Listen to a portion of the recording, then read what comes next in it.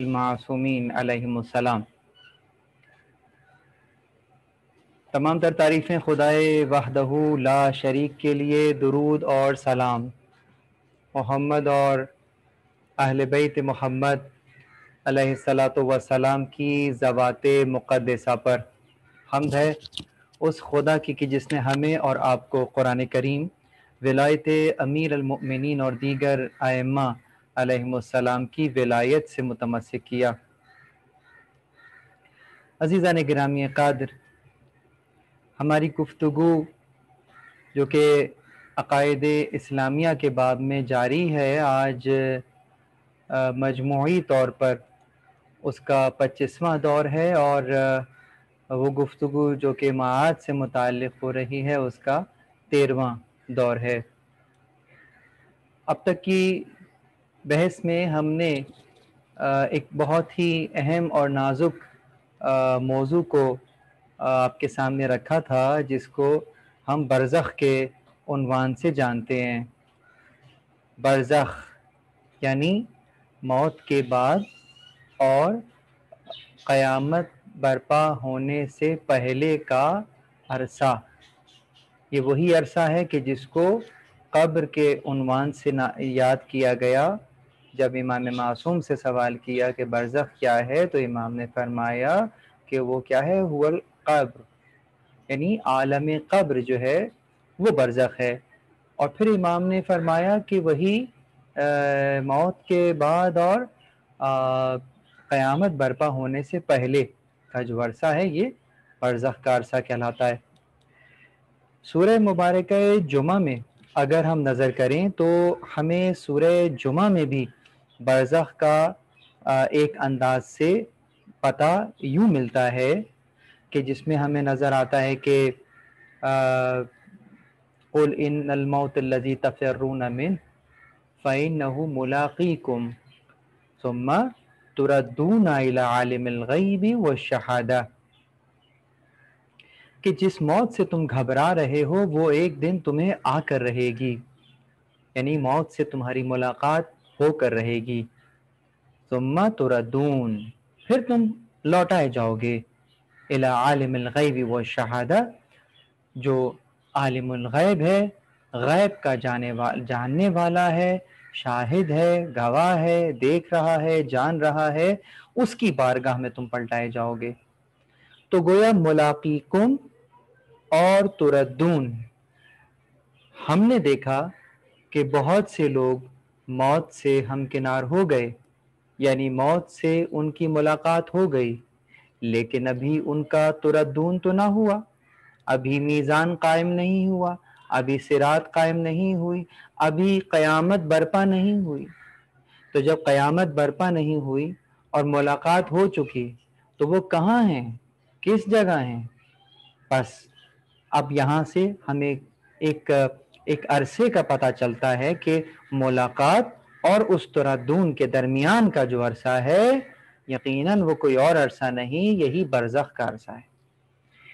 یہ برزخ، جیسا کہ میں نے اپنے پچھلے درس میں بیان کیا تھا، کہ اچانک سے نہیں آ گیا ہے، یہی ہمارے اعمال ہیں آہستہ آہستہ جو کہ ہمارے برزخ کو وسیع کر رہے ہوتے ہیں، یا پھر اس کی تنگی کا باعث بن رہے ہوتے ہیں۔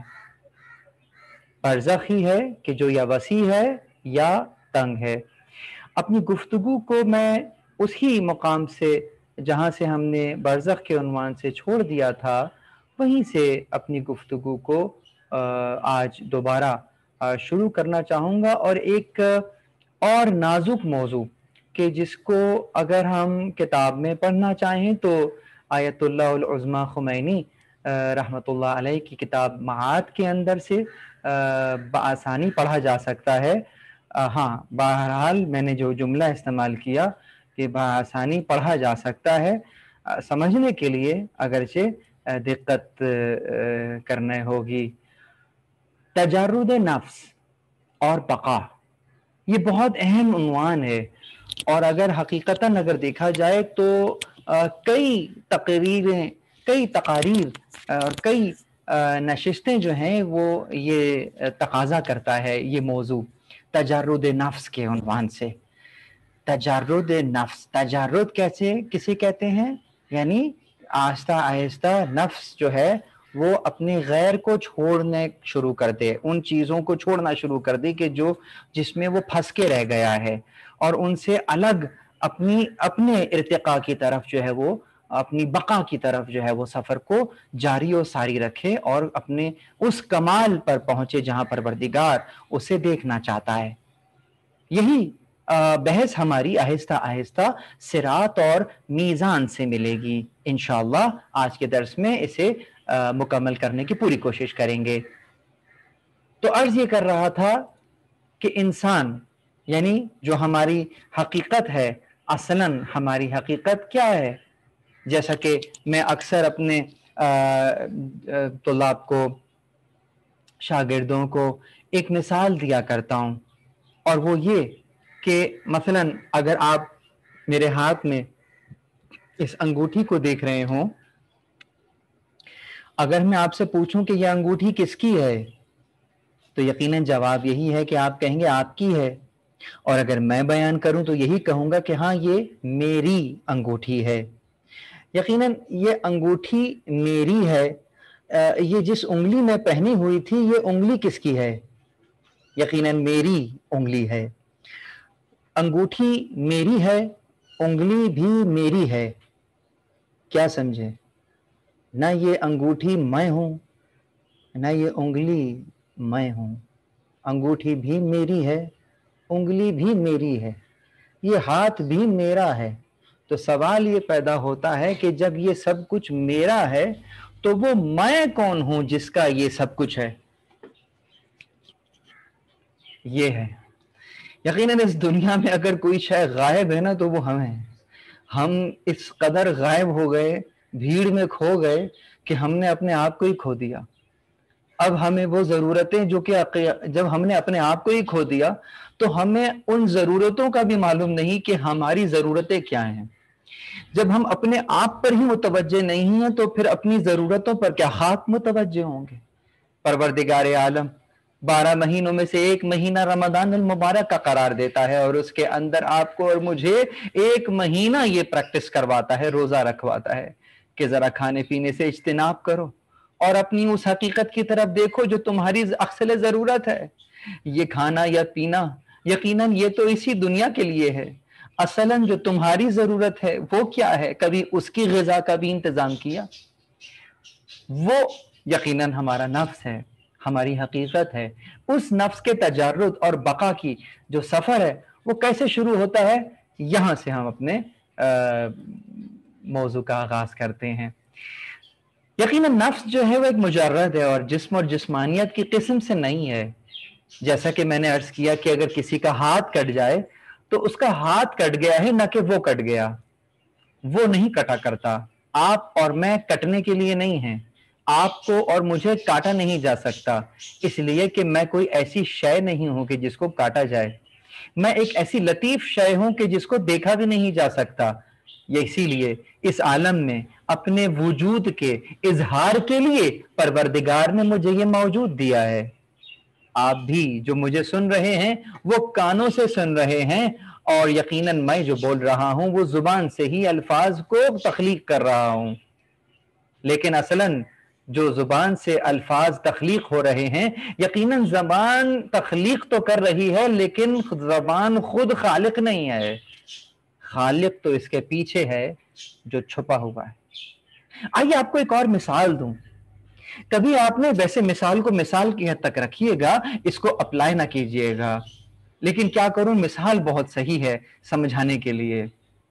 अगर आपने कभी किसी शख्स को देखा हो कि वो बांसुरी बजा रहा है, सिर्फ देखिएगा, सुनने की कोशिश ना कीजिएगा। बहरहाल कभी बांसुरी को उसके फंक्शन पर गौर कीजिए कि माइक की तरफ बांसुरी का एक रुख होता है और यानी कि एक मुंह बांसुरी का माइक की तरफ होता है और एक बांसुरी का मुंह उस बांसुरी बजाने वाले के मुंह में होता है। जो आवाज निकल रही होती है वो माइक की तरफ से आवाज पैदा हो रही होती है। तो उस बांसुरी के अंदर जो आवाज का पैदा होना है وہ ہمیں جہاں سے سنائی دے رہا ہے ہم یہ سمجھ رہے ہیں کہ یہ آواز یہیں سے آ رہی ہے، لیکن ہم بانسری کے اس منہ کو بھول جاتے ہیں کہ جو بجانے والے کے منہ میں ہے۔ تو بالکل اسی طریقے سے اس وقت جیسا کہ ہم اس وقت بول رہے ہیں، آپ اپنے گھر پہ بیٹھ کر سن رہے ہیں ہمیں، آپ نے ہینڈ فری لگایا ہوا ہوگا یا آپ کے لیپ ٹاپ کے اندر ہی سے آواز آ رہی ہوگی، آپ یہ سمجھ رہے ہیں کہ لیپ ٹاپ میں سے آواز آ رہی ہے، آپ یہ سمجھ رہے ہیں کہ آپ کے ہینڈ فری میں سے آواز آ رہی ہے، لیکن اصلاً یہ آواز وہاں خلق نہیں ہو رہی، یہ لفظ تو میں خلق کر رہا ہوں، لیکن آپ کو میں دکھائی نہیں دے رہا، اگر اسکرین آف کر دیجئے آواز آ رہی ہوگی۔ بالکل اسی طریقے سے جس طریقے سے ہم اس وقت زبان سے بول رہے ہیں، نظر تو ایسا ہی آ رہا ہے کہ ہم بول رہے ہیں، لیکن اصلاً زبان نہیں بول رہی، اصلاً یہ موجود نہیں بول رہا، اس موجود کے پیچھے جو حقیقت چھپی ہوئی ہے وہ ہے جو بول رہی ہے۔ اسی لیے یہ زبان جھوٹ بولتی ہے، زبان سچ بولتی ہے، یہ سوچ لیجئے، سمجھ لیجئے، نہ زبان سچ بولتی ہے نہ زبان جھوٹ بولتی ہے۔ زبان نہ سچ بولتی ہے، زبان نہ جھوٹ بولتی ہے، جھوٹ اور سچ تو وہ بولتا ہے جو زبان کے پیچھے اس کو انسٹرکشنز دے رہا ہے، وگرنہ جس دن زبان بولے گی اس دن وہ سچ کے سوا کچھ نہیں بولے گی، جب ہمارا موجود بولے گا تو اس دن وہ سچ کے سوا کچھ نہیں بولے گا۔ سمجھ گئے کون سا دن ہے؟ جی یہ وہی صراط اور میزان کا دن ہوگا۔ تو نفس کے جو آثار ہیں اس کا خواص جسم کے برعکس ہوتا ہے۔ جسم یقیناً ایک وقت میں ذوف محسوس کرے گا، کبھی توانائی محسوس کرے گا، لیکن نفس کے اوپر دونوں کیفیات بیک وقت پہ صادر ہو سکتی ہیں۔ بالکل اسی طریقے سے ایک جسم ایک سے زیادہ صورت قبول نہیں کرتا، لیکن یہ انسان کا نفس ہے کہ جو ہر لحظہ ہر لمحہ ٹرانسفارم ہو رہا ہے۔ الیک المصیر، مفارت، سیرورت، سفر سیرورت میں ہے، سیر کر رہا ہے۔ فاد یا را، فیر، نہ کہ سین یا را، سیر، سین سے سیر ادھر ادھر گھومنے کو کہتے ہیں، اور سواد سے سیر ایک درجے سے دوسرے درجے میں سبقت کو کہتے ہیں۔ اسی سے مصیر بنا ہے، اور یہی مصیر اگر غلط ہو جائے، اگر یہی مصیر نیگیٹو اور منفی ہو جائے تو ایسے مسارت کو بئس المصیر کہہ کر یاد کرتے ہیں، کتنا برا ٹھکانہ ہے، کتنا برا درجہ ہے۔ چنانچہ جسم کی صورت زائل ہو جانے کے بعد اثر نو، سبب پیدا ہوئے بغیر بننا محال ہے۔ اس جسم کو بنانے کے لیے سبب کی ضرورت ہے، اسی لیے آدم کو مٹی سے خلق کیا گیا، ہمیں گوشت کے لوتھڑے سے، ہمیں اچھلتے ہوئے پانی سے خلق کیا گیا۔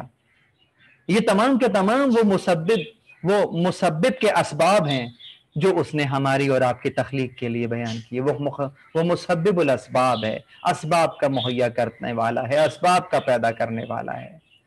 اسی لیے مجردات نابود نہیں ہوتے، نفس خود بدن نابود ہونے سے نفس نابود نہیں ہوتا، اس لیے کہ بدن جو ہے وہ مختلف ترکیب سے مل کر بنا ہوا ہے۔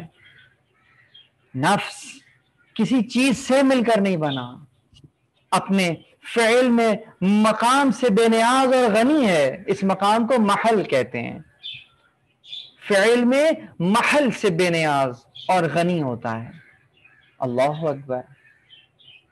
جانتے ہیں یہ جو ہم اکثر کہتے ہیں نا کہ ذرا آرام کر لوں، کون ہے جو آرام کرتا ہے؟ یہ جو میرا موجود ہے اس کو مجھے آرام کی ضرورت ہے، نہ کہ مجھے آرام کسی اور طریقے سے ملتا ہے۔ اس بدن کا آرام الگ ہے، میرا آرام الگ ہے۔ یقیناً آئیے ایک ایسی مثال دوں، سب سمجھ جائیں گے۔ نجف سے کربلا یقیناً مشی کی ہوگی، پیدل سفر کیا ہوگا، 3 دن یا 4 دن میں کربلا پہنچے ہوں گے، چلتے چلتے کبھی کہاں، اللہ اکبر، کبھی کہیں بیٹھ رہے ہیں، کبھی کہیں تھوڑی دیر کے لیے بیٹھ رہے ہیں، تھکن سے چور ہیں، ظاہراً تھکن سے چور ہیں، لیکن بتائیں روحانی کیفیت کیا ہے؟ توانا سے توانا، بڑھتا ہوا ہر قدم ایک ایسی توانائی دے رہا ہے کہ جس کو آپ یہاں بیٹھے ہوئے محسوس کر سکتے ہیں۔ جن لوگوں نے وہ سفر کیا ہے وہ گواہی دیں گے۔ اللہ اکبر۔ تو وہ جو آرام کر رہے ہو، کس کو آرام پہنچا رہے ہو؟ یہ اپنے موجود کو آرام پہنچانے کے لیے ذرا تھوڑی دیر کے لیے بیٹھ رہے ہیں، وگرنہ جو آپ کا اصل وجود ہے وہ تو تر و تازہ، اس کی تازگی کا اندازہ نہ لگا۔ اللہ اکبر۔ اس کی تازگی کا اندازہ یہ ہے کہ سفر کیے ہوئے 2-3 سال ہو گئے ہوں گے، لیکن ابھی بھی گویا لگتا ہے اسی کیفیت میں ہے۔ ایسی تازگی ملتی ہے، ایسی توانائی۔ یہ سید الشہداء کون سی توانائی دے رہے ہیں؟ اللہ اکبر۔ یہ یہی چیز تو ہے جو ہمیں اور آپ کو مل رہی، یہ ایسی غذا ہے کہ یقیناً پاک و پاکیزہ لوگوں کو یہ غذا نصیب ہوتی ہے۔ یہ میری ضرورت ہے، یہ میری سیرورت ہے۔ اصلاً میرا درجہ بلند ہو رہا ہے، درجہ بدرجہ، ہر لمحہ۔ یہ ہے نفس اپنی بقا کی طرف جا رہا ہے، جیسے جیسے قریب ہو رہا ہے ان لوگوں سے کہ جو ہمیشہ کے لیے اس کے ساتھ اس میں فنا ہو گئے، اس ذات میں فنا ہو گئے جو باقی ہے۔ تو پروردگار عالم نے ان کے تذکرے کو ایسی بقا بخشی ہے کہ زمان و مکان کی قید سے بھی آزاد کر دیا۔ ہم اسی طرف سبقت کر رہے ہیں۔ اسی لیے کہتے ہیں کہ یا ابن رسول اللہ، جو مقام آپ کا ہے، جو اکرام آپ کا ہے، آپ کے ذریعے سے میں بھی مکرم ہونا چاہتا ہوں۔ مسئلہ میرا بھی وہی ہے، چیز مجھے بھی وہی چاہیے جو آپ کو ملی ہے، لیکن آپ نے جس انداز سے خدا سے لی ہے، میرے اعمال ایسے ہیں کہ میں نہیں لے سکوں گا، آپ کے ذریعے سے لینا چاہتا ہوں، لیکن لینا وہی چاہتا ہوں۔ اللہ اکبر۔ یہی رزق چاہتا ہوں آپ سے۔ تو جو چیز اپنے فعل میں محل سے بے نیاز ہوتی ہے، وہ اپنی ذات میں بھی محل سے بے نیاز ہو جاتی ہے۔ نفس مجرد ہے کیونکہ محل سے غنی اور بے نیاز ہے، تو بس اس لیے اگر نفس مجرد ہے، بے نیاز ہے، تو یقیناً اس کو اس قسم کی ڈپینڈنسیز نہیں چاہیے، اس کو قرب خدا چاہیے، اس میں وہ اس کی بقا ہے، اس کی ہمیشہ کی زندگی چھپی ہوئی ہے۔ جو الہی حکماء ہیں ان کا فلسفہ، ان کا نظریہ اس بارے میں کیا ہے، بیان کرتا ہوں۔ حضرت آیت اللہ العظمیٰ خمینی اپنی کتاب معاد میں لکھ رہے ہیں، وجود، یہ جو میرا وجود ہے، یہ نہیں جو آپ اسکرین پہ دیکھ رہے ہیں، یہ تو میرا موجود ہے۔ اللہ اکبر۔ بہت سے لوگوں کے لیے بات نہیں ہوگی، بیان کرتا چلوں۔ آپ لوگ اس وقت اسکرین کے سامنے موجود ہیں، میں اس وقت اسکرین کے سامنے موجود ہوں، لیکن یہ میرا موجود ہے، میرا وجود نہیں ہے۔ کیا واقعیتاً اگر میں یہاں موجود ہوں تو میرا وجود کہاں ہے؟ میں اپنی موجودگی کا احساس دلا رہا ہوں، مجھے اپنی وجودگی کا احساس کیسے دلانا ہے؟ آئیے ذرا دلاتے ہیں۔ یہ جو وجود ہے جس کی بات میں کر رہا ہوں، یعنی کہ اصل حقیقت، وہ جو کہ وہاں چلا جاتا ہے، اور پھر یہ جو آپ دیکھ رہے ہیں میت کے نام سے جانی جاتی ہے، کوئی نام بھی نہیں لیتا۔ آج سب کہیں گے یہ سلمان صاحب ہیں، یہ باقر صاحب ہیں، لیکن مرنے کے بعد نہ سلمان صاحب کو کوئی سلمان کہتا ہے، نہ باقر صاحب کو کوئی باقر کہتا ہے۔ کیا کہتے ہیں؟ میت ہے ان کی، نام بھی میت کو لے آؤ، میت کو کاندھا دے دو، میت کے سرانے کھڑے ہو جاؤ۔ میت کیا ہے بھائی؟ وہ صاحب کہاں گئے جن کو کل نام لے کر پکار رہے تھے؟ جواب کیا آئے گا؟ کہا وہ تو برزخ میں ہے۔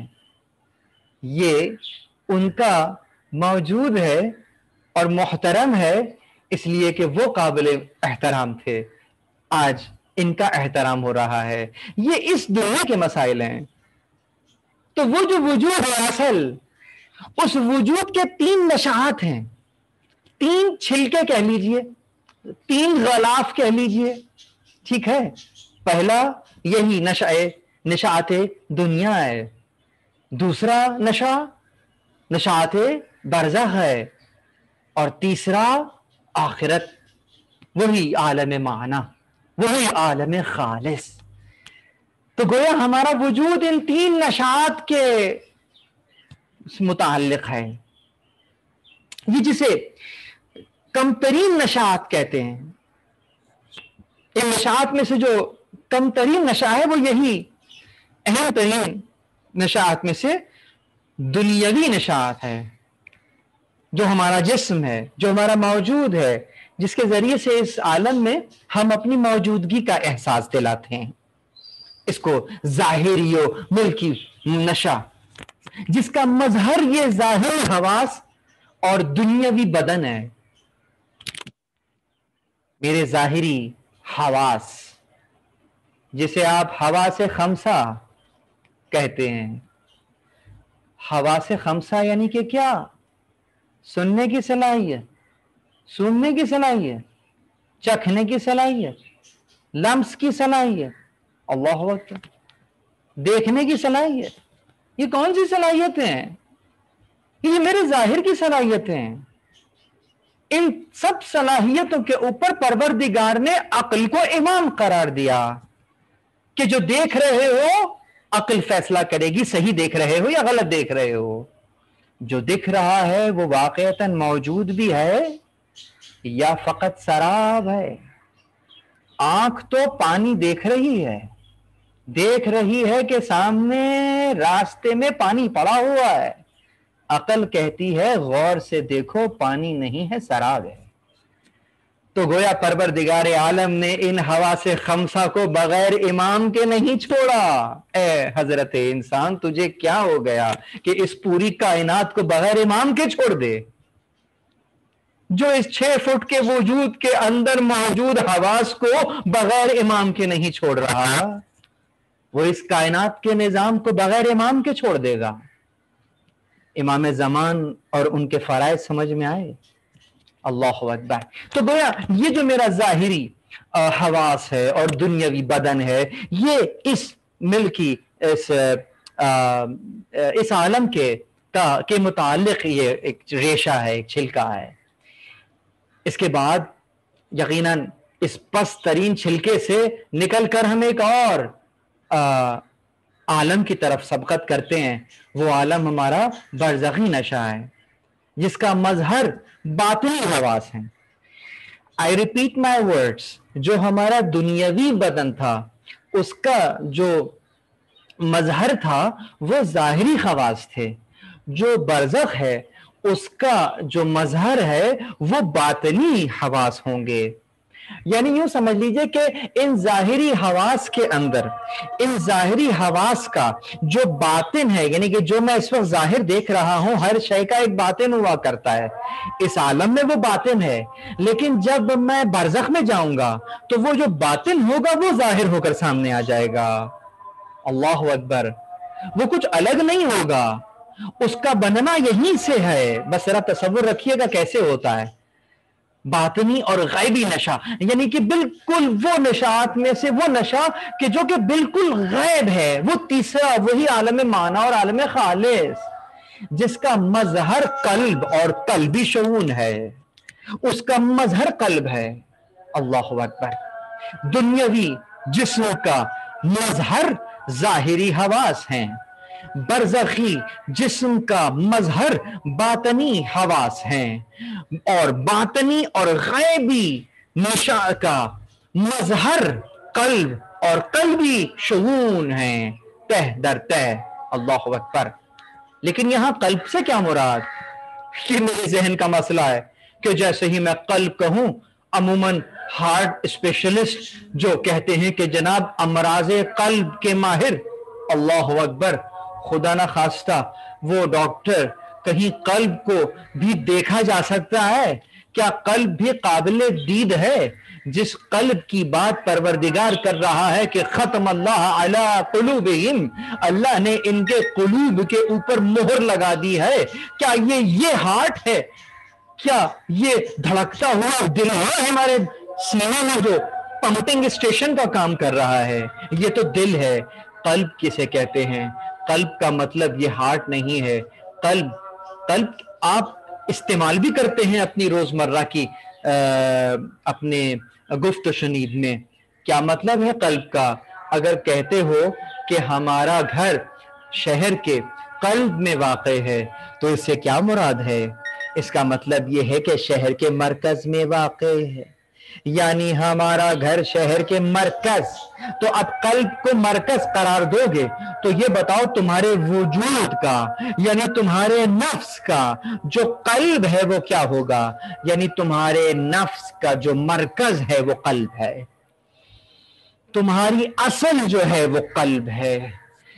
اگر اس کو تطبیق کر رہے تھے، منطبق کر رہے تھے اور اس کی تمثیل بیان کر رہے تھے اس ہارٹ سے جو تمہارے سامنے موجود ہے، تو یہ بتاؤ یہ ہارٹ کیا کرتا ہے؟ پورے بدن میں خون کی سپلائی کرتا ہے. تو اگر یہ پورے بدن میں خون کی سپلائی کرتا ہے، خون پہنچاتا ہے، تو یہ بتاؤ تمہارے نفس میں ہدایت کون پہنچاتا ہے؟ کہاں سے ہدایت پھوٹتی ہے؟ کہاں سے وہ نورانیت جلوہ افروز ہوتی ہے؟ وہ مقام کون سا مقام ہے جہاں پروردگار نور کو روشن کرتا ہے کہ العلم نور یقذف اللہ فی قلبہ من یشاء. وہ مقام کون سا مقام ہے جہاں پروردگار وہ شمع نور روشن کرتا ہے؟ وہ قلب ہے جہاں پروردگار اس شمع کو روشن کرتا ہے جسے نور کہتے ہیں. من یشاء، جس کے لیے چاہتا ہے روشن کرتا ہے، اور جس کے لیے نہیں چاہتا یہ خود محل سوال ہے کہ اس کے لیے کیوں نہیں چاہتا. آسان جواب یہ ہے کہ وہ خود ہی نہیں چاہتا کہ اس میں نور جلوہ افروز ہو، اور جب وہ خود نہیں چاہتا تو خود کو پروردگار کی رحمت سے دور کر دیتا ہے. جب پروردگار کی رحمت سے دور ہوتا چلا جاتا ہے تو قلب تاریکی میں ڈوبتا چلا جاتا ہے، اور ایک کیفیت ایسی آتی ہے کہ ختم اللہ علی قلوبہم، گویا اللہ نے مہر لگا دی ان کے قلوب کے اوپر، بند کر دیا قلوب کو، اب کبھی بھی اس کے اندر نورانیت نہیں آئے گی. وعلی سمعہم وعلی ابصارہم غشاوۃ، پردوں میں پڑ گیا وہ. اللہ اکبر، کہاں لے گیا میں آپ کو؟ یہ ہے قلب، یہ ہے نفس، یہ ہے آپ کا اور میرا مرکز، جہاں سے ہدایت کا چشمہ پھوٹتا ہے. اللہ اکبر. پروردگار ہمیں قوت دے کہ ہم ان مطالب کو سمجھ سکیں، آگے چلیں اللہ کی مدد کے ساتھ، امام زمانہ علیہ السلام کی خاص مدد اور نصرت کے ساتھ. نفس ناطقہ کے نشاط اور ایک دوسرے پر اس کا اثر بہت گہرا ہوتا ہے. یعنی وہی نفس جس کی بات کر رہا ہوں، جن شعور کی بات کر رہا ہوں، اگرچہ یہ پردہ در پردہ غیب در غیب موجود ہیں، میرا یہ موجود میرے برزخی وجود سے بھی متصل ہے اس انداز سے کہ یہ جو میری ظاہری آنکھ اس عالم میں منظر دیکھتی ہے، اس کا اثر بیک وقت اسی وقت برزخ کی آنکھ کے اوپر منطبق ہوتا جاتا ہے. اگر میں نے خدا نہ خواستہ کوئی حرام منظر دیکھا تو یہ حرام منظر یہ دنیا کی آنکھ دیکھ رہی ہے، لیکن وہ جو پیچھے برزخی آنکھ ہے اس کا اثر اس برزخی آنکھ پر پڑ رہا ہے. یہاں حرام منظر کو دیکھ لینے کے بعد آنکھ کا نور ظاہراً کم نہیں ہوتا، آئی سائڈ ویک نہیں ہوتی، لیکن جب اس کے ذریعے سے حرام جو دیکھا گیا ہے اس کا اثر جو برزخی آنکھ پہ پڑے گا وہ یہ پڑے گا کہ آئی سائڈ ویک ہونا شروع ہو جائے گی. اس لیے کہ تمہیں اگر اس کو قوی کرنا ہے، اس غیب کی آنکھ کو قوی کرنا ہے تو حلال منظر دیکھو، وہ آنکھ قوی ہوگی، اور اتنی قوی ہوگی، میرا جملہ ضائع نہ جائے، بہت توجہ رہے، اتنی قوی ہوگی کہ غیب کا مشاہدہ کرنے لگے گی. غیب کا مشاہدہ کر لے گی. بصیرت کی آنکھ کیسے؟ اس کا پہلا درجہ یہی رسالہ عملیہ پہ عمل ہے. دوسرا درجہ یقیناً وہ جو غیب کی آنکھ، یعنی کہ یہاں میں نے گناہ کیا، اس کا اندراج بیک وقت برزخ کی آنکھ پر ہو گیا اور آئی سائڈ ویک ہو گئی. جب برزخ کی آنکھ ویک ہوئی تو اس کا تعلق پیچھے معنوی عالم کی آنکھ سے ہے، وہ بھی ویک ہو گئی، اور ہر عالم میں اپنی ویکنس اس عالم کے لحاظ سے دکھائے گی. کیا کہیے، کیا شکل بنے گی؟ میں نے کوشش کی ہے وہ تینوں آنکھوں کو بنانے کے لیے. خدا معلوم کہ ہماری برزخ کی آنکھ کیسی ہوگی، اور خدا معلوم ہماری معنوی آنکھ کیسی ہوگی. خدا کے اس جلوہ افروز نور کو دیکھنے کے لیے کیا یہ آنکھ لے کر جائیں گے؟ بلند کیجئے آنکھ کو، بلند کیجئے، کہاں ہیں؟ اس نور کو دیکھنے کے لیے، ان تجلیات کا مشاہدہ کرنے کے لیے آنکھوں کو بلندی کی ضرورت ہے۔ ہر مرتبے کی ایک دوسرے سے نسبت اسی انداز سے موجود ہے۔ بس واپس چلیے، اس کا مطلب میں نے آپ کے تینوں وجود کو دکھا دیا۔ ایک ظاہری لباس ملکی جسم کا ساتر ہے، یعنی کہ جس طرح سے ہم یہ لباس پہنے ہوئے ہیں یہ میرے اس دنیاوی بدن کا ساتر ہے، میرے دنیا کے بدن کو ڈھانپ کے رکھا ہے اس لباس نے۔ غور کیجئے، یہ جو بدن ہے یہ بھی تو ساتر ہے، اس میں بھی تو کچھ ڈھانپ کے رکھا ہوا ہے۔ یہ وہی برزخی جسم ہے جس کو اس نے ڈھانپ کے رکھا ہوا ہے، اس کا ظاہر یہاں پر ہے اور اس وقت اس کا باطن وہ جسم ہے۔ جب نفس اس جسم کو چھوڑے گا تو پھر وہ جو باطن ہے وہی ظاہر ہو کر جسم بنے گا، میرے سامنے موجود، اور میری وہ شکل جو کہ میرے برزخ میں میری شکل بنی ہوئی ہے۔ مشکل بات کو میں نے یقین کیجئے کہ میں نے کوئی 5 سے 7 پیجز کو جو کہ حضرت آیت اللہ العظمیٰ خمینی نے اپنی کتاب میں لکھا ہے، میں نے کوشش کی ہے کہ کسی ایک سلائیڈ میں اس کو رکھ سکوں۔ تو آئیے ذرا سنیے کہ کون کس کا ساتر ہے، کون کس کو پردہ کیے ہوئے ہے۔ تو بس اس انداز سے کہ جو ماتحت مرتبہ ہے وہ اپنے ما فوق مرتبے میں مسلسل اندراج کر رہا ہے، جو یہاں کما رہے ہو اس کا اندراج وہاں ہوتا چلا جا رہا ہے، اچھا کما رہے ہو اچھا اندراج ہو رہا ہے، برا کما رہے ہو برا اندراج ہو رہا ہے۔ ہر لمحے وہ ٹرانزیکشن ہو رہی ہے۔ جب مریں گے تو یہاں سے نامہ اعمال بند ہو گیا، تمہارے لیے بند ہو گیا، اب تم وہاں کچھ اندراج نہیں کر سکتے۔ پروردگار نے تمہارے ہاتھ سے قلم لے کر تمہارے رفقا عزیز اور اقارب کے ہاتھوں میں وہ قلم دے دیا۔ اب وہ چاہیں تو وہاں کچھ بڑھا سکتے ہیں، کسی گناہ کو مٹا سکتے ہیں، کسی نیکی کو بڑھا سکتے ہیں، جسے آپ ایصال ثواب اور بلندی درجات کا نام دیتے ہیں۔ یہ ہے وہ ماتحت درجہ جو کہ مافوق درجے میں اپنا اندراج کرتا ہے، اور اس کے درمیان میں پروردگار نے پردہ رکھا ہوا ہے ستاریت کا، جسے آپ برزخ کہہ رہے ہیں۔ بینہما برزخ، ان کے درمیان میں برزخ ہے۔ آج میں نے آپ کو وہ درمیان دکھا دیا۔ آئیے آگے چلیے، کون کس کا ساتر ہے؟ ایک جملہ لکھا تھا خالی کہ ظاہری لباس ہماری ملکی جسم کا ساتر ہے، بدن برزخی جسم کا ساتر ہے، برزخی جسم نفس کے لیے ساتر اور حجاب اور لباس ہے۔ نفس قلب کا ساتر ہے، قلب روح کا ساتر ہے، اور روح سر کی ساتر ہے، اور یہ لطیف اور خفی سر ساتر ہے۔ ساتر ستر سے ہے ڈھانپنا، چھپانا، پردہ کرنا۔ آئیے اس کی شکل دیکھنا چاہیں تو وہ یہی تھی کہ یہ ظاہری لباس ملکی جسم کا ساتر، بدن برزخی جسم کا ساتر، برزخی جسم نفس کا ساتر، نفس خود قلب کا ساتر، قلب روح کا ساتر، اور روح سر کی ساتر۔ سر وہ راز جو پروردگار عالم سے متعلق ہے، وہ امر الہی جو پروردگار عالم سے متعلق ہے، وہ روح اس راز کی ساتر قرار پاتی ہے۔ تو بس موت اس عنوان سے فنا کا نام نہیں ہوتی، مرنا فنا نہیں ہے، نقص سے کمال کی طرف منتقل ہونے کا نام ہے۔ انتقال، اس انتقال پر جسے انتقال پر ملال ہے، اس پر کوئی ملال نہیں ہونا چاہیے مومن کو کہ اس کا جو ظاہری اور ملکی نشا تھا، چھلکا تھا، وہ اتر گیا ہے اور اس سے بہتر چھلکا سامنے آ گیا ہے، اور وہ اس درجے سے بالا درجے میں منتقل ہو گیا ہے۔ یقیناً اس کے اس عالم سے پردہ کرنے کا دکھ تو ہمیں ہوتا ہے، لیکن ذرا خود اس کی کیفیت سوچو کہ ایک پست عالم سے بالا عالم کی طرف سبقت کرتا ہے۔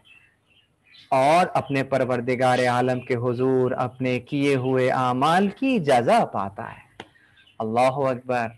پروردگار عالم ہم سب کو ہمارے اعمال کی بہترین جزا عنایت فرمائے۔ پروردگار تو جانتا ہے کہ ہم اچھا عمل کر رہے ہیں، یقیناً ہمیں معلوم ہے تو اس کی جزا دے گا، لیکن یقیناً ایک عاشق جب وہ عمل انجام دے رہا ہوتا ہے تو اس کے سامنے اجر نہیں ہوتا۔ پروردگار تو لائق ہے اس شے کے کہ تیرے لیے یہ کام کیا جائے، بلکہ اس سے بھی بہتر انداز میں کیا جائے، اور ہم قاصر ہیں بہتر عمل انجام دینے کے لیے، اس لیے تجھ سے معافی کے خواستگار ہیں۔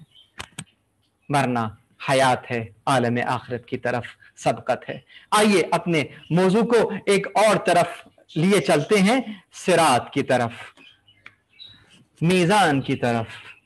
اگر آپ کی برزخی آنکھ کھل چکی ہے، جو کہ انشاءاللہ مجھے پوری امید ہے کہ ہم بہت سے مطالب کو اس عالم اسفل میں رہتے ہوئے بھی درک کر سکتے ہیں، تو آئیے اپنے اس باطنی آنکھ سے، اپنے باطنی کانوں سے آئندہ کا لیکچر سنیں۔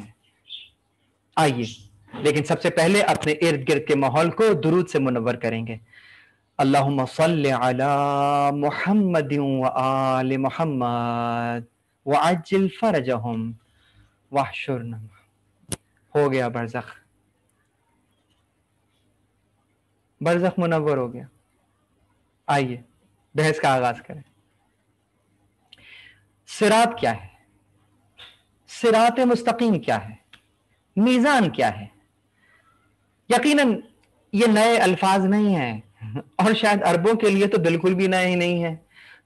25 مرتبہ صراط استعمال کر چکے ہوں گے اپنے روزمرہ کی گفت و شنید میں۔ اور یہ میزان، جو کہ اس کا اصل کیا ہے؟ میزان کا اصل وزن ہے۔ وزن، میزان کس سے نکلا ہے؟ عربی میں وزن سے۔ تو پھر یہ میزان میں واو کہاں ہے؟ عربی کی لطافت ہے، صرف کی بحث ہے۔ صرف میں میزان اصل میں میوزان تھا، تخفیف کیا گیا، اور میوزان میں سے واو کو حذف کر کے حذف کر دیا گیا، ہٹا دیا گیا، تو وہاں پہ میزان قرار پایا۔ اللہ اکبر۔ یہ ایک الگ بحث ہے۔ تو صراط کیا ہے، میزان کیا ہے؟ آئیے بحث کو آگے بڑھاتے ہیں۔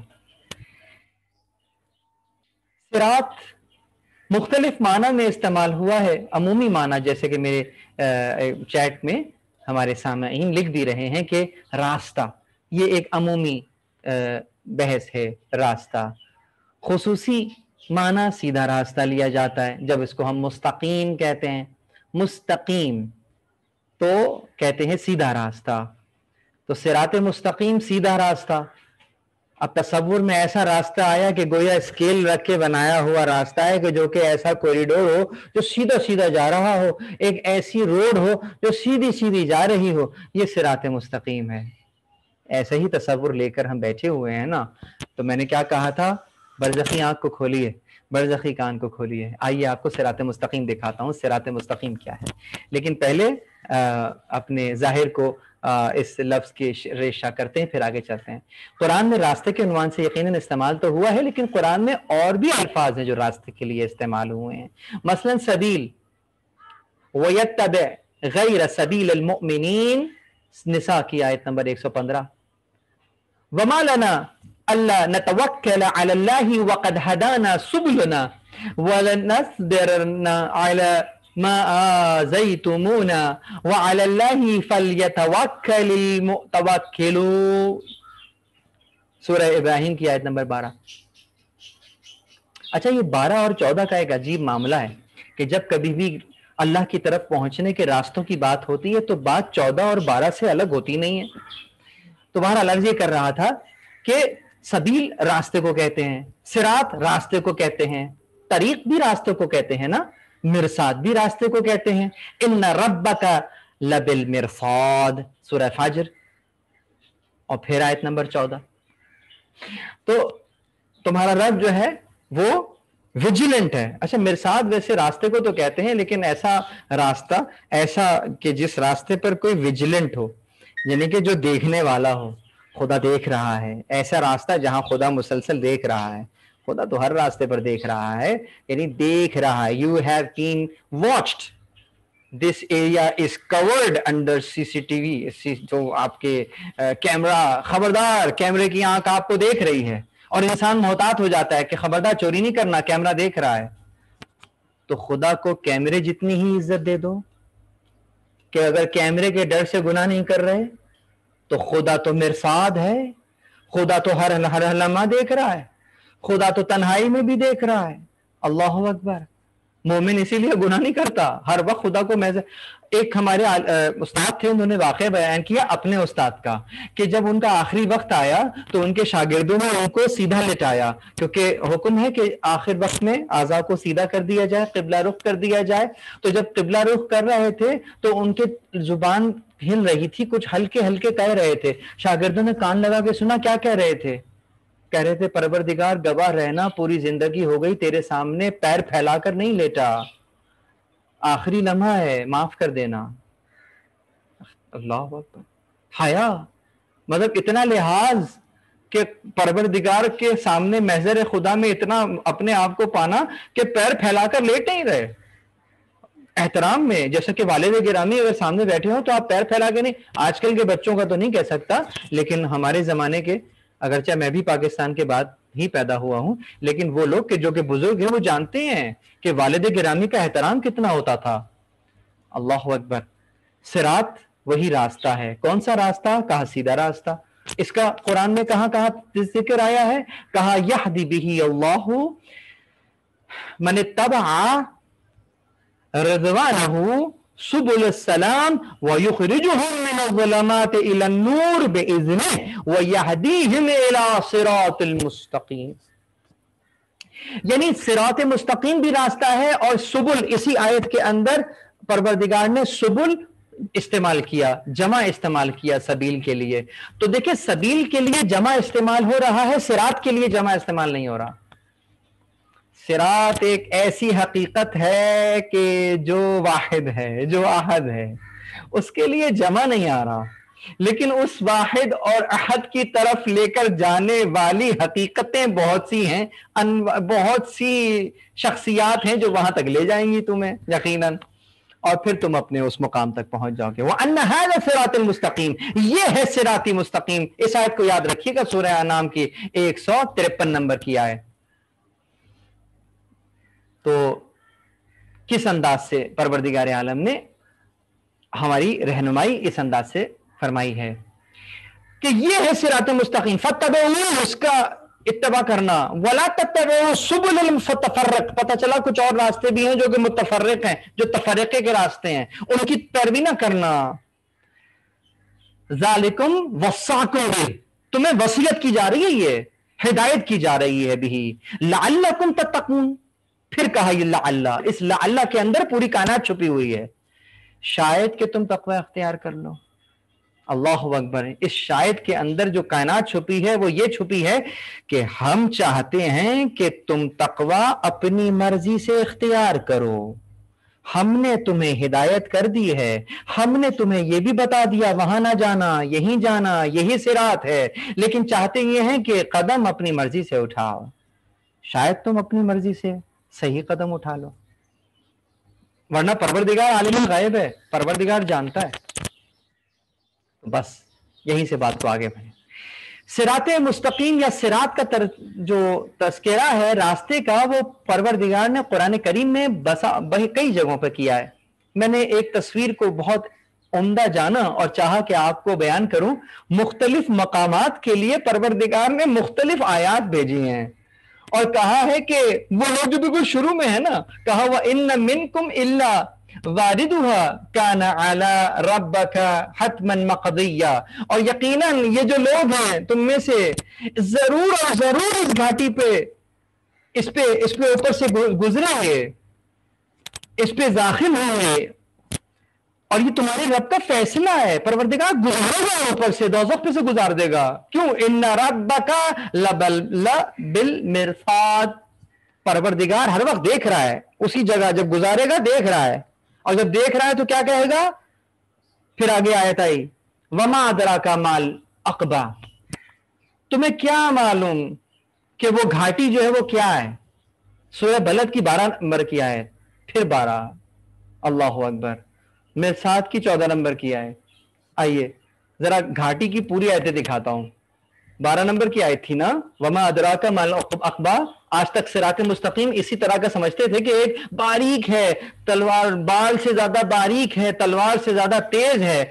ये बयान किया गया है, कैफियत बयान हुई है, लेकिन वो क्यों है? और जरा उसकी हकीकत को देखो। बातनी निगाह खोलिए, बातनी निगाहों को खोलने के बाद और समातों को सुनने के बाद, बातनी समातों को खोलने के बाद फिर इसको दोबारा समझिएगा। वमा अदराका माल अक़बा, तुम्हें क्या मालूम अक़बा क्या है? बात शुरू हुई थी वहदैनाहु नजदैन, कि खैर और शर के दोनों रास्ते भी उसको दिखाए हैं, हमने हिदायत की है। ये खैर है, ये शर है, दरमियान में तुम्हें दोनों रास्ते दिखा दिए गए हैं। फलक तहनल अक़बा, मगर ये घाटी पर से होकर ना गुजरा, घाटी पर से होकर ना गुजरा। तुम्हें क्या मालूम घाटी क्या है? फक्कू रक़बतिन, किसी की गर्दन का छुड़ाना। सवाल क्या हो रहा है? तुम्हें क्या मालूम घाटी क्या है?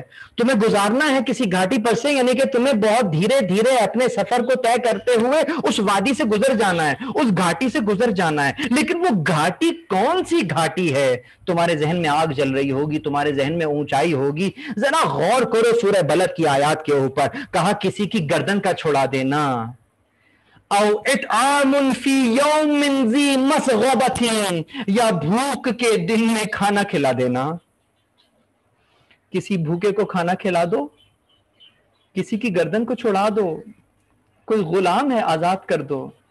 अब गर्दन का छुड़ाना फकत गुलाम ही समझ में आया है, गर्दन को छुड़ा दो। अगर देखो कि तुम्हारा बंदा बरादर मोमिन गुनाह में मुब्तला हो रहा है, गोया उसकी गर्दन को गुनाह से छुड़ा दो। अगर कोई इस्तिग़फ़ार नहीं कर रहा है, एहसास दिलाओ, उसको गुनाह के दलदल से निकाल दो, शैतान के पंजे से निकाल दो।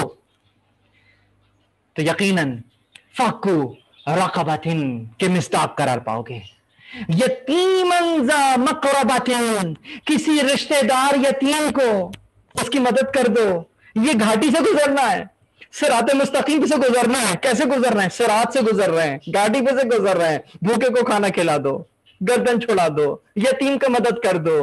औ मिस्कीनन ज़ा मतरबतिन, या मट्टी में पड़े किसी नादार को खाना खिला दो, उसको पोशाक पहना दो।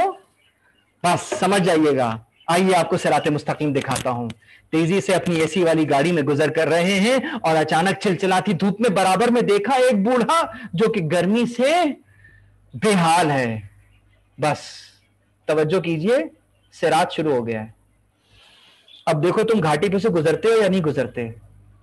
अगर तो उसकी मदद कर देते हो तो तुम वाक़तन घाटी से गुजर गए, और अगर तुम अपने रास्ते से यूं ही गुजर गए तो घाटी पे से नहीं गुजर सके, रास्ते से गुजर गए हो, गिर गए रास्ते में। ये सिरात मुस्तकीम।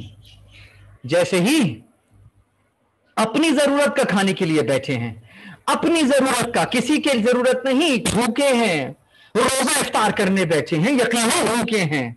वयुतइमुन त्वाम अला हुब्बिही मिस्कीनन व यतीमन व असीरा। दरवाजे पर आ गया है कोई घाटी, अब इस घाटी पे से गुजरना है। तो जो रहबरान हैं वो अपनी जरूरत पर उसकी जरूरत को मुकद्दम करते हैं, इसलिए कि ये तो रहबर हैं, इन्हीं को देखकर तो मैं घाटी पे से गुजरूंगा। तो जिनके रुतबे हैं सिवा, उनको सिवा मुश्किल है, पानी से इफ्तार करते हैं, रोटियां इसको दे देते हैं, दूसरे दिन फिर यही करते हैं, तीसरे दिन फिर यही करते हैं। ऐसे ही तो रहबर नहीं करार पाए। अल्लाह अकबर। वो तो अपनी जरूरत का दे देते हैं, तुम कम अज कम उसकी जरूरत का भी दे दो और घाटी पे से गुजर जाओ। परवरदिगार आलम ने हमें ऐसे रहबर दिए हैं कि जो किसी को खाली हाथ नहीं जाने देते। मालकुम ला तनासरून, जब गिर रहे होते हैं ना घाटी में, तो फिर कहते हैं अब क्यों नहीं पुकार रहे उन लोगों को जिनको तुम पुकारा करते थे। बल मुस्तस्लिमीन, आज तो वो लोग देख लिया उन्होंने कि हम कहां पर फंस चुके हैं, अल्लाहु अकबर, उन्होंने भी देख लिया, वो भी तस्लीम कर दिया, लेकिन क्या फायदा वहां पर देखने के बाद तस्लीम किया तो क्या किया? मौला अली को रहबर इस दुनिया में मानो तो बात है, वहां तो काफिर भी हाथों को काट काट कर कहेगा काश मैंने रसूल के साथ सबील को पकड़ लिया होता। आयत में आ रहा था ना सबील, काश मैंने सबील को पकड़ लिया होता। यौम यगद्दु ज़ालिम अला यदैहि व यक़ूलु या लैतनी इत्तख़ज़्तु मअ रसूल सबीला, काश रसूल के साथ सबील पकड़ ली होती। गोया रसूल को पकड़ा था, सबील को नहीं पकड़ा था। वो सबील कौन थी? जिसको रसूल के साथ पकड़ना था, जो सहाबा कहकर तारुफ कराया गया था, जिसको बिला फसल मानना था, उसी सबील को छोड़ दिया था। ज़ालिकल फ़ौज़ुल अज़ीम, सूरह माइदा की आयत नंबर 119। अल्लाहु अकबर, यही तो वो अजीम कामयाबी है जिस पर से तुम्हें होकर गुजारना। ये है सिरात। आइए, अब सिरात का काफी मफहूम तो वाज़े हो ही गया है, तो आइए खुद मौला की ज़बानी सुन लीजिए कि किताब कमालदीन व तमामुन निअमा में अबी जाफर अलैहिस्सलातु वस्सलाम क्या फरमा रहे हैं? वन्नहनु तरीक़ल वाज़िह वस्सिरातुल मुस्तक़ीम इलल्लाहि अज़्ज़ वजल वन्नहनु मिन निअमतिल्लाहि अला खल्क़िही, हम ही तो वो तरीक़े वाज़े हैं, वो सिरात मुस्तकीम है। मैं समझ रहा था कि ये किसी रास्ते की बात हो रही है, पता चला रास्ता तो समझाने के लिए है, असलन तो ये है सिरात मुस्तकीम। अच्छा, अब अगर गौर करो तो जिस सिरात को तुम सिरात कहते हो ना, सीधा रास्ता, यानी कि एक ऐसी सड़क जो सीधी जा रही है, अरे ये सड़क तो तुम्हें एक जगह से उठा के दूसरी जगह फेंक देगी, ये तुम्हें जमीन से उठाकर जमीन पर ही फेंक देगी, ये कभी आसमान तक नहीं ले जाती। इस सिरात मुस्तकीम में जिसकी तस्वीर देख रहे हो ना, इन्होंने, इनके जद ने कहा था मुझसे आसमानों के रास्ते पूछो, मैं जमीन के रास्तों से बेहतर आसमान के रास्ते जानता हूं। यानी मैं तुम्हें परवरदिगार आलम से ऐसे मुत्तसिल कर दूंगा, इतना करीब कर दूंगा जहां परवरदिगार तुम्हें देखना चाहता है। अली आसमानों के रास्ते जानते हैं, अली कामयाबी के रास्ते जानते हैं, जन्नत तक पहुंचाने के तमाम रास्ते अली जानते हैं। अगर अली की चौखट पर आ जाओगे तो इन रास्तों से भी आशनाई मिलेगी। बस तुम्हें करना क्या है? करना यह है कि जहां अली जाएं उधर मुड़ जाओ, अली इस तरफ जाएं अली लेफ्ट हो, अली राइट हो गए तो अली राइट हो गए। बस यही परवरदिगार आलम के भेजे हुए नुमाइंदे ने कहा, परवरदिगार इसे वहां ना फेर दे, हक को वहां फेर दे जहां अली मुड़ जाए, हक को फेर दे जहां अली मुड़ जाए।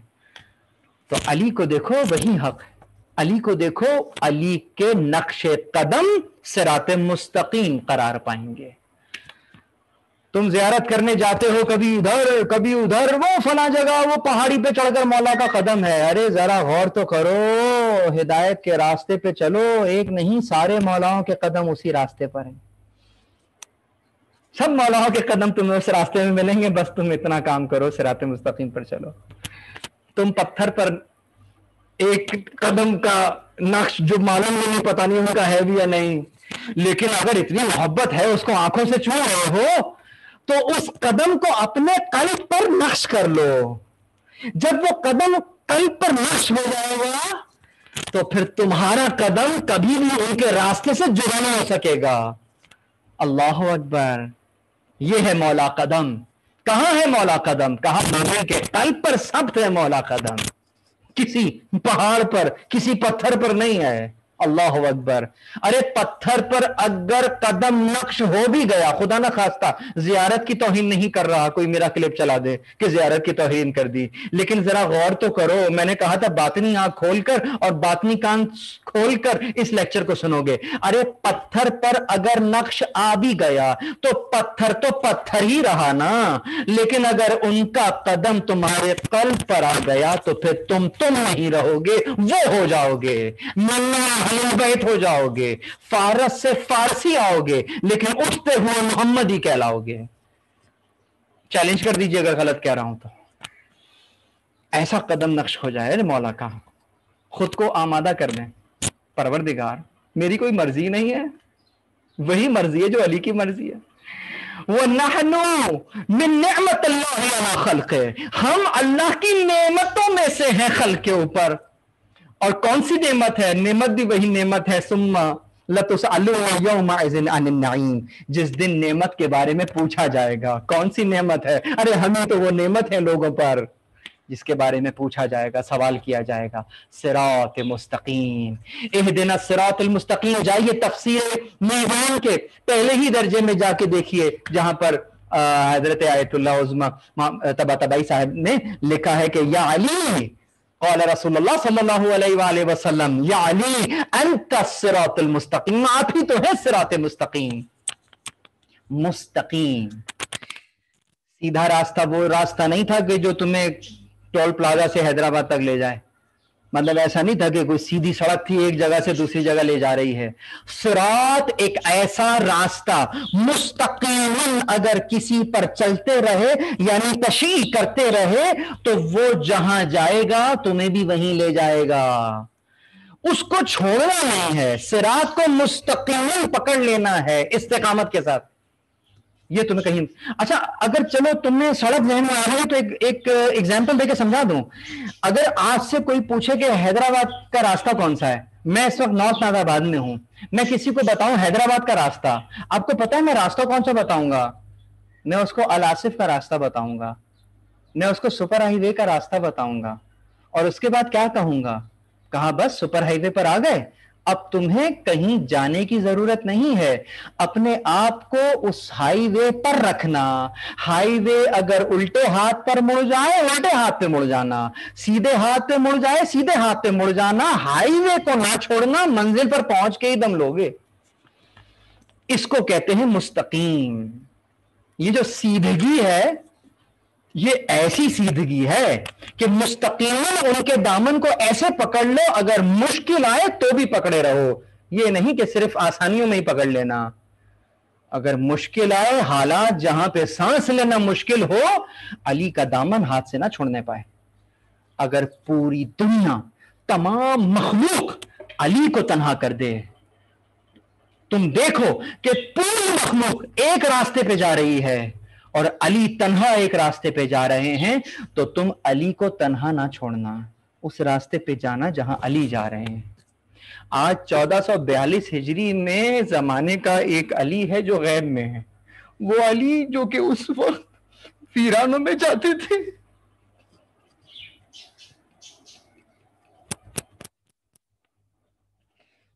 ویرانوں میں جاتے تھے، گڑھا کھودتے تھے گھڑے کے اندر اپنی،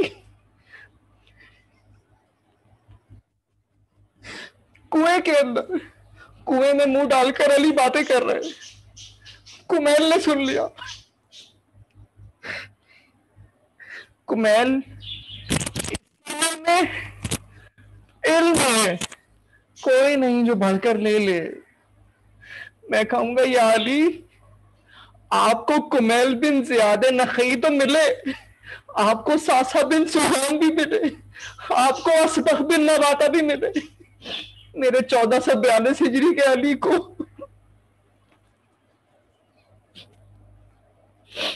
غیبت میں 1800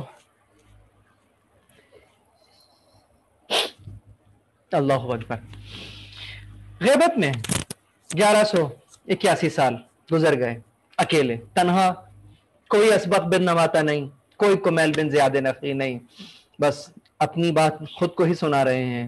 میرے مولا پر اللہ تعالیٰ تو رحمت نازل فرما، مزید رحمت نازل فرما پروردگار. تو صراط مستقیم ہے. میزان کیا ہے؟ آئیے آخری بات کروں، میں نے بہت وقت لے لیا آپ کا، بس 5 منٹ اور لوں گا. میزان کیا ہے؟ میزان اسکیل. یہ بتائیں کہ اگر ہم کسی ٹھوس شے کو تولتے ہیں تو کیسے تولتے ہیں؟ اس کے لیے ایک میزان ہوتا ہے نا. لکوڈ کو کیسے تولتے ہیں؟ اس کے لیے بھی میزان ہوتا ہے. آپ بہت ساری چیزوں کو تولتے ہیں، اس کے لیے الگ الگ میزان ہوتا ہے، ایسا ہے کہ نہیں ہے؟ کسی کو نینو میٹر سے تولتے ہیں، کبھی اپنا بخار آ جائے تو بخار کو کیسے تولتے ہیں؟ کہا تھرمو میٹر سے تولتے ہیں. گویا ہر چیز کو تولنے کے لیے میزان ہے. تو آپ بتائیے اگر ہر چیز کا میزان اس کے لحاظ سے ہے تو آپ کے اور میرے اعمال کو کس میزان پہ تولیں گے؟ ذہن میں آ گیا وہی ترازو جو کہ سبزی تولنے والا ترازو ہوتا ہے. جو بھوسی ٹکڑے والے کے پاس ترازو ہے وہی ترازو میرے ذہن میں آ گیا، اور کتنا ہی غلط تصور آ گیا اس ترازو کا. کہا بالکل اسی طرح سے ترازو ہوگا، ایک طرف سیئات ہوں گے ایک طرف حسنات ہوں گے، دونوں کو تول لیں گے. اللہ اکبر، یہ کس قسم کا آپ نے ترازو بنایا؟ یعنی تم کرتے کیا ہو؟ تمہاری ایک طرف اچھا عمل رکھا جائے گا اور دوسری طرف برا عمل رکھا جائے گا. برے عمل کو اچھے عمل سے تول رہے ہو یا اچھے عمل کو برے عمل سے؟ یہ کس قسم کا مضحکہ خیز کارٹون قسم کا میزان بنایا ہے؟ کون سا میزان؟ اچھا ذرا چلو، سبزی لینے جاتے ہو نا، سبزی لیتے ہو تو کیا کرتے ہو؟ اگر آلو خرید رہے ہو 1 کلو تو ایک طرف تو آلو ڈال رہے ہوتے ہو، دوسری طرف کیا رکھا ہوتا ہے؟ کہا 1 کلو کا باٹ رکھا ہوتا ہے.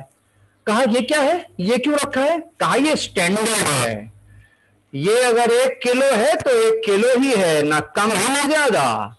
اس کو دیکھ کر میں اپنے دوسرے پلڑے کو ٹھیک کر رہا ہوں. بہت توجہ، اس کو دیکھ کر اس کو صحیح کر رہا ہوں، اس کی کمی اور بیشی کو صحیح کر رہا ہوں، درست کر رہا ہوں. یہ اسٹینڈرڈ ہے. تو بس اگر آلوؤں کے لیے تم نے یہ اسٹینڈرڈ بنایا ہے تو بتاؤ تمہارے اعمال کے لیے اسٹینڈرڈ کون ہے؟ تمہاری نماز کو کس کی نماز سے تولا جائے گا؟ تمہارے روزے کو کس کے روزے سے تولا جائے گا؟ پروردگار تو روزہ رکھتا نہیں ہے، تو کسی نے تو روزہ رکھا ہے نا کہ جس سے تولا جائے گا. کسی کو تو پروردگار نے اسٹینڈرڈ قرار دیا ہے جسے تم نمونہ کہتے ہو. اللہ اکبر. تو وہ کون ہے؟ کس کو معیار قرار دیا؟ سمجھ گئے آپ لوگ؟ آ جائیں. کہا وہ جو کہا تھا نا وَأَنَّ هَذَا صِرَاطٌ مُسْتَقِيمٌ فَاتَّبِعُوهُ، اور یقیناً یہی میرا سیدھا راستہ ہے پس اسی کی پیروی کرو. تو ابو حمزہ ثمالی نے بصائر الدرجات کے اندر نقل کیا ہے کہ فرمایا، حضرت ابو عبداللہ سے جب پوچھا گیا اس قول کے بارے میں تو آپ نے فرمایا اللہ کی قسم اس سے مراد علی علیہ السلام ہے، اور اللہ کی قسم وہی صراط، وہی میزان اور صراط ہیں.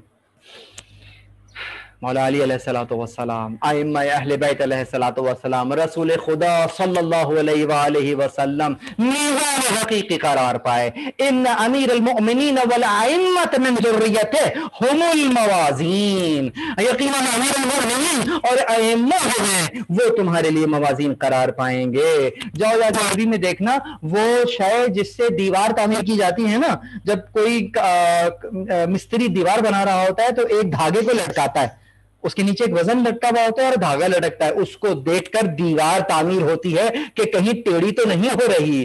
تو بس اس میزان کو جس کو دیکھ کر دیوار سیدھی بنتی ہے عربی میں امام کہتے ہیں.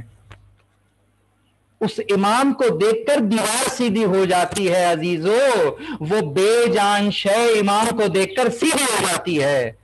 تم تو انسان ہو، امام کو دیکھ کر خود سیدھا کیوں نہیں ہو جاتے؟ اگر وہاں دیوار تعمیر ہو رہی ہے تو یہاں بھی تو کردار تعمیر ہو رہا ہے. یہ کردار انہی امام کو دیکھ کر سیدھا ہو جائے گا، یہ میرے لیے امام قرار پائیں گے. ان الامیر المؤمنین والائمۃ من ذریتہ ہم الموازین، بحر الانوار جلد 7 کے اندر بیان ہو رہا ہے. امام صاحب علیہ السلام نے اس آیت کے بارے میں وَنَضَعُ الْمَوَازِينَ وَنَضَعُ الْمَوَازِينَ الْقِسْطَ لِيَوْمِ الْقِيَامَةِ، ہم روز قیامت عدل و انصاف کے ترازو قائم کریں گے کے بارے میں جب سوال کیا گیا تو جواب میں یہی فرمایا ہم الانبیاء والاوصیاء، کہ یہ جو موازین قائم ہوں گے وہ انبیاء ہیں اور ان کے اوصیاء ہیں جو کہ ان کی امتوں کے لیے میزان قرار پائیں گے. اللہ اکبر. میں نے پہلے ہی کہا تھا برزخی آنکھ کھول لیجئے گا. السلام علی میزان الاعمال، جائیے مفاتح الجنان میں مولا علی کی زیارت پڑھیے. سلام ہو آپ پر اے اعمال کے میزان کہ جن کو دیکھ کر میرے اعمال کو تول لیا جائے گا. مجھے معلوم ہے کہ وہ سجدہ جو کہ آپ نے مسجد کوفہ کی محراب میں کیا، میرے سجدے خاک ہیں اس کے آگے، لیکن کیا کروں، سٹینڈرڈ تو آپ ہی کا سجدہ ہے. کوشش یہی ہے کہ یہ سجدہ اس سجدے کی مائیت میں پروردگار تک پہنچ جائے. امام جو ٹھہرے، آپ میرے امام ہیں، آپ کا سجدہ میرے سجدے کا امام ہے، میرا سجدہ آپ ہی کے سجدے کے پیچھے پیچھے خدا تک پہنچے گا. یقیناً آپ ہی میزان الاعمال ہیں. اللہ اکبر. اللہ اکبر. پروردگار سے دعا ہے کہ ہمیں ان مطالب کو سننے کی، سمجھنے کی، ان پر عمل کرنے کی توفیق عنایت فرمائے. پروردگار ہماری عاقبت بخیر فرما. پروردگار ہمارے برزخ کو وسیع و عریض اور منور فرما. پروردگار ہمارے مرحومین کو اعلیٰ علیین. جزاک اللہ آقا صاحب، ہم بہت آپ کے ممنون